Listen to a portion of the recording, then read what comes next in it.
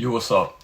So basically, I'm just back from the funeral of my uncle I spoke about in my last video, or maybe the video before that, and I swear to God, everything was going so well right up until about 25 minutes ago. Where what happened was the whole funeral was fine. You know, got picked up by my older relatives. Picked someone up, went to the funeral happened, went to crematorium, funeral happened. Wasn't anything like my grand's funeral where every single fucking person, even old people that I have never seen, older relatives, anybody was coming up to me talking about me being unemployed. That was horrendous, and it was one of the biggest reasons why I said I'm not going to go to the reception because I don't want to put myself through that again, because that was when it was at its worst. And I swear, every single fucking minute there was a new person coming up, rubbing it in my face, big fucking smile on their face, talking about, oh, I heard you're unemployed, and it's like, what, so, fortunately, that did not happen, until 25 minutes ago, where I was sat down in the hotel, round tables, all these different tables, beautiful hotel, and with my immediate family, right, so like my aunts and uncles, and one of my uncles says to me, what about you? Are you employed?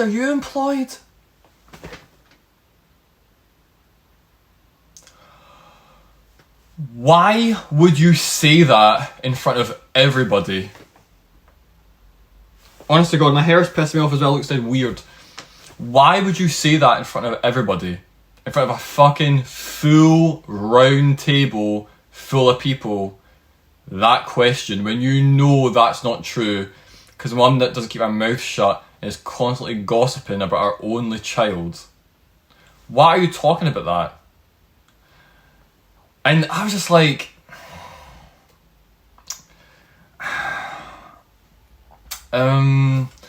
it's alright, I don't want to talk about it. And oh, are you in between jobs then? Are you in between jobs? And he said it twice. Like, he repeated himself, he said it twice. In front of all these people who weren't saying nothing, because it's fucking awkward. And it's out of pocket. It's out of pocket to ask him sort of questions to somebody. I swear, I tried to calm down and I said, yeah.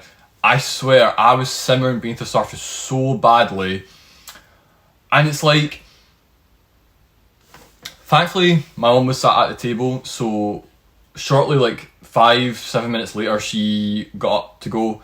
So I got up right behind her and says, I'm gonna go. She went, why?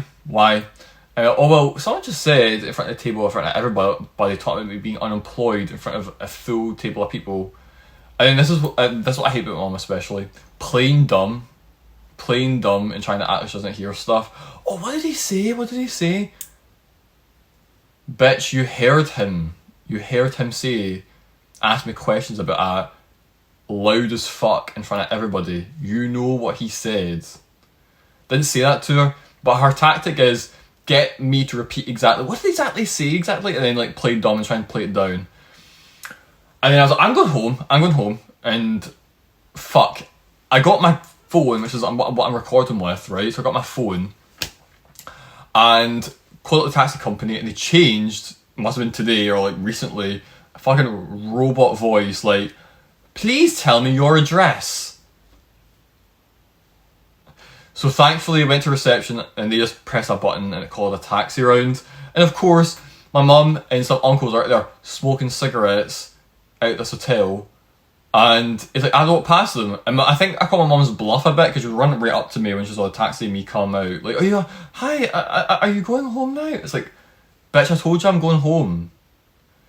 And then when I got in the taxi, it was like the most annoying taxi driver ever trying to laugh and joke at me and try and trust me, it's clear that I'm not up for laughing and joking when that was going on. And the whole fucking time, anyway, I'm glad. But what I'm going to say is, see people who like to be like, oh, I'm really nice and friendly. Oh, I'm really nice and friendly. Like, everybody loves me. Seeing types of people, I swear, I see right through them. That guy, my uncle who said that to me, always likes to play like, oh, I'm so nice and friendly. I'm so nice and friendly that I ask really uncomfortable questions in front of everybody and make someone feel uncomfortable. And then I double down on it twice. You know, and it's like, when I think about it, how can he say that to me? Maybe being unemployed. At least I'm honest in my unemployment. Like, I can't get a job, so I'm claiming my benefits. I'm claiming get my welfare.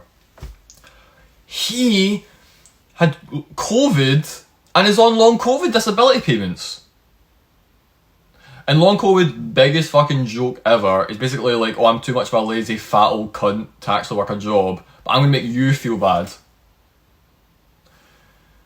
So, I suppose following up on my 2 videos ago, talking about if I go to reception, I did go to the reception after the funeral. It was perfectly fine right up until then. I will no longer be going to any funerals for the rest... Sorry, I will no longer be going to any receptions of funerals with my family for the rest of my life. And I have to talk about this as well.